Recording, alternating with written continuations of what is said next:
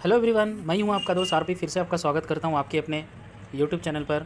दोस्तों आज कुछ समय पहले मैंने 2 वीडियो अपडेट किए आज ही के दिन में, जहां पर हमने बात किया था आईटीसी के बारे में और पेटीएम के बारे में। क्यों 3 दिन में लगभग 30% से भी ज़्यादा स्टॉक भागा है। तो ये 2 वीडियो को ज़रूर देखिए दोस्तों, जहाँ पर हम पैसे कमाने की अपॉर्चुनिटी ढूंढ सकते हैं।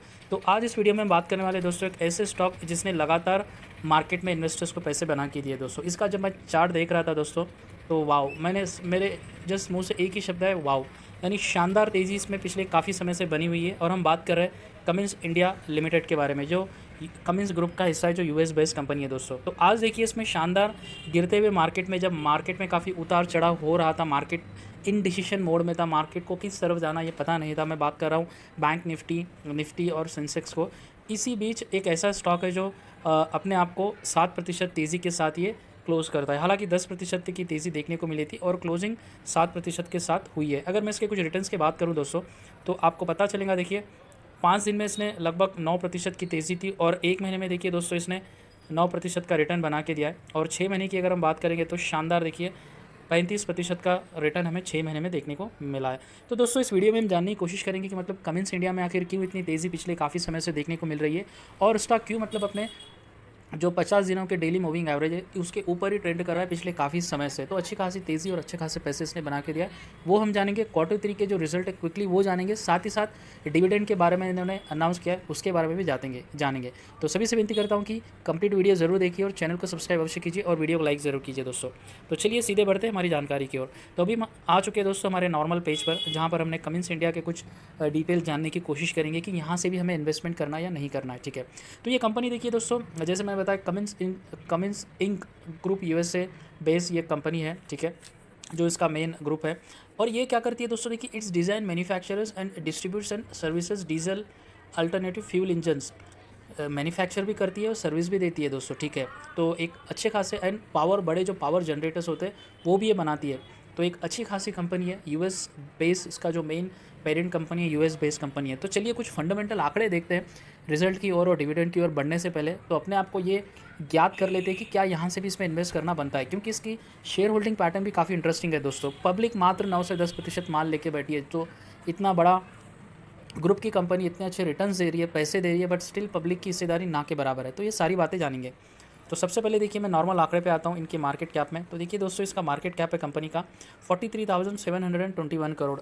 ठीक है, उसके बाद अगर हम देखेंगे प्रॉफिट आफ्टर टैक्स, तो हम देखेंगे इन डिटेल में। डेप्ट बात कर लेते हैं दोस्तों, कर्जा कितना है कंपनी पे। कर्जा देखिए 262 करोड़ का कर्जा है।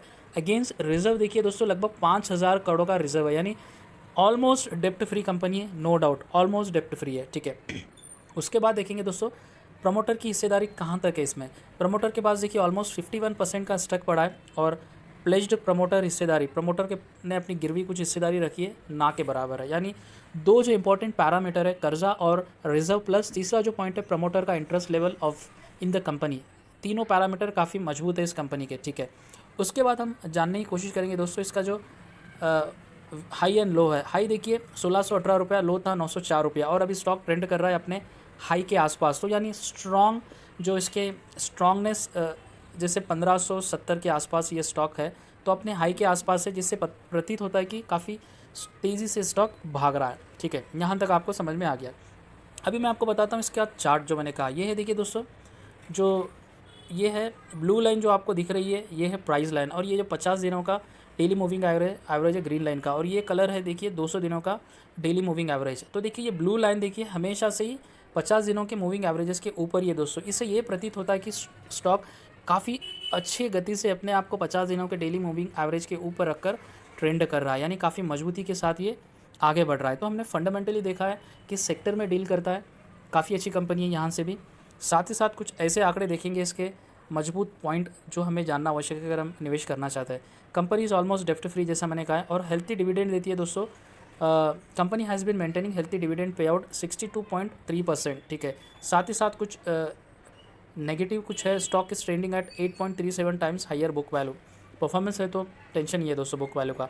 एंड सेल्स ग्रोथ मुझे लगता है yes, the company has deliver a poor sales growth of 3.88% over past 5 years. ये भी मैंने देखा है दोस्तों, पिछले 3 साल का भी सेल्स का आंकड़ा थोड़ा मतलब कम है कंपेयर टू अदर इनके कॉम्पिटिटर, बट स्टिल इनके जो ऑर्डर्स होते हैं, इनका जो सेल्स होता है, ये अपने आप को मैनेज करते हुए चल रहे हैं। तो यहाँ तक हमने कुछ जानकारी देखी है। अब क्विकली बढ़ते दोस्तों इनके कुछ शेयर होल्डिंग पैटर्न में। यहाँ पर काफ़ी इंटरेस्टिंग बात उभर कर आ रही है, इसीलिए मैं यहाँ पर लाया हूँ। तो देखिए फर्स्ट लाइन है प्रमोटर्स, एफआईएस, डीआईएस और पब्लिक लास्ट में। तो देखिए प्रमोटर के पास दोस्तों अगर मैं सितंबर और दिसंबर क्वार्टर का लाता हूँ तो प्रमोटर के पास 51% का माल एज इट इज़ है। एफआईएस ने देखिए सितंबर की तुलना में दिसंबर में ज़्यादा माल लेके बैठे, 12% का हिस्सेदारी एफआईएस के पास है। डीआईएस देखिए दोस्तों लगातार माल ऑक्युपाई कर रहा है, 25% की हिस्सेदारी डीआईएस के पास है, यानी हमारे लोकल डोमेस्टिक इन्वेस्टर्स के पास है। और पब्लिक के पास देखिए मात्र 11.5% की हिस्सेदारी पब्लिक के पास है। इतनी शानदार कंपनी है और रिटर्न्स तो आपने देखे किससे रिटर्न्स ये बना के दे रहा है। तो ये मार्केट का एक छुपा रुस्तम मल्टीबैगर स्टॉक है दोस्तों, और आगे भी रिटर्न ऐसे ही रह सकते हैं। तो इस फंडामेंटल और कुछ महत्वपूर्ण जानकारी के बाद हम जानने की कोशिश करेंगे रिजल्ट के बाद, और आज इसमें इतनी शानदार तेज़ी हमें देखने को क्यों मिली है दोस्तों। तो चलिए आ जाते हैं नॉर्मल पेज में। तो देखिए दोस्तों आज लगभग 10% तेज़ी के साथ ये स्टॉक भागा है अपने 52 वीक हाई के पास, जैसा हमने डिस्कस किया है। तो अभी आ जाते हैं मेन बात पर, टॉपिक पर। अगर हम प्रॉफिट की बात करेंगे तो यहाँ पर देखिए पैट, प्रॉफिट आफ्टर टैक्स रोज़ 66% बड़ा इनका प्रॉफिट दोस्तों, अगर हम तुलना करेंगे पिछले वर्ष के Q3 में। आंकड़ों की बात करेंगे 413 करोड़ का लाभ इन्हें हुआ है इस Q3 में। अगर हम पिछले Q3 की बात करेंगे जो 249 करोड़ था, तो शानदार मैं कह सकता हूँ रिजल्ट 66%, यानी ऑलमोस्ट 2/3 इसने जंप मारा है अपने प्रॉफिट में, शानदार। और ये है सेल्स आंकड़ा कम था, हालांकि इन्होंने परफॉर्मेंस शानदार रही है दोस्तों, ठीक है। प्रॉफिट के बाद हम बात करेंगे सेल्स। जैसे मैंने कहा कि ये बड़े पावर जनरेटर जो होते हैं वो सेल्स करती है, एंड जैसे किर्लोस्कर आपने देखा होगा उसी टाइप के, प्लस काफ़ी इनके अदर सर्विसेज भी है, डीजल जनरेटर से सेल करते हैं। तो सेल्स का आंकड़ा भी देखना है। Total sales for quarter 2144 crore है दोस्तों, ठीक है। और ये इंक्रीज़ हुआ है देखिए ईयर ऑन ईयर बेसिस में 26% का जंप इन्हें सेल्स में देखने को मिला है ईयर बेसिस में, और क्वार्टरली बेसिस में 12%, यानी 3 महीने पहले की भी अगर हम तुलना करेंगे Q2 के नंबर सेल्स के, अगर हम इस Q3 का आंकड़ा मैप करेंगे तो 12% का जंप मात्र 3 महीने में इन्हें देखने को मिला है, which is very good. And year on year basis में 26% का ग्रोथ सेल्स में देखने को मिला है। और EBITDA मार्जिन आप देखेंगे दोस्तों 327 BPS इंक्रीज़ हुआ है, 18.9 यानी 19% इंक्रीज़ हुआ EBITDA। एंड लास्ट ईयर का ये EBITDA था ऑलमोस्ट 15.63%। तो देखिए प्रॉफिट में शानदार जंप मिला है, सेल्स में जंप मिला है, प्लस EBITDA मार्जिन में भी अच्छा खासा इंक्रीमेंट हमें देखने को मिला है कमिंस इंडिया में, ठीक है। उसके बाद हम देखेंगे कुछ ऐसे आउटलुक, फ्यूचर आउटलुक के बारे में कमेंट्री की गई इनके मैनेजमेंट के बारे में, वो भी जानना आवश्यक है, ठीक है। On future outlook company set जो बजट आया था, budget announce by the Indian government has a stronger outlay for the infrastructure sector including railways, which is expected to create strong demand from various segments in the domestic market in India। तो Cummins India कह रहा है कि जो budget में जो बातें infrastructure Railways के लिए खासकर उनको मद्देनज़र रखते हुए सीतारामन जी जो फाइनेंस मिनिस्टर है हमारे, उन्होंने रखा है, ये इनको काफ़ी पसंद आई है। और ये कह रहे हैं कि जिसके कारण इनका सेल्स भी अच्छा खासा बढ़ सकता है, क्योंकि इंडिया में देखिए दोस्तों, इंडिया जैसे मैं बार बार कहता हूँ एक डेवलप्ड कंट्री नहीं है, एक डेवलपिंग कंट्री है। अभी इंडिया विकसित देश नहीं है, विकासशील देश की सूची में आता है। और अगर एक विकासशील देश को अगर विकसित देश में जाना होता है तो काफ़ी कुछ डेवलप करना होता है। तो ऐसे कंपनी जो कमिंस इंडिया है और इन्हीं तरह काफ़ी ऐसे कंपनीज है जिनको काफ़ी फ़ायदा होगा। इस जो रीजिम रहेगा हमारा 20 से 25 साल या 30 साल का जो गवर्नमेंट का प्रॉस्पेक्ट है इंडिया को डेवलप्ड कंट्री बनाने का, तो ऐसे कंपनीज अच्छा खासा पैसा बनाकर देती है ये भी मैं मानता हूँ। प्लस कमिंस इंडिया भी यही कॉमेंट्री कर रहा है, ठीक है। एंड उसके बाद देखेंगे दोस्तों एक महत्वपूर्ण जानकारी, लगभग 22 एनालिस्ट इसे ट्रैक करते हैं, बड़ी बात है, ठीक है। उसमें से हम बात करेंगे, यहाँ पर मैं बता देता हूँ, ठीक है। The recommendation from 12 analyst for the stock is hold. Out of the 22 covering the stock, 12 have strong buy ratings, 5 have a strong sell and sell ratings and 5 have a hold ratings। यानी almost 22 में से हम बात करेंगे तो 90% ऐसे analyst है वो कह रहे हैं कि इधर हमें बाय करना है या होल्ड करना है, विच इज़ वेरी पॉजिटिव, ठीक है।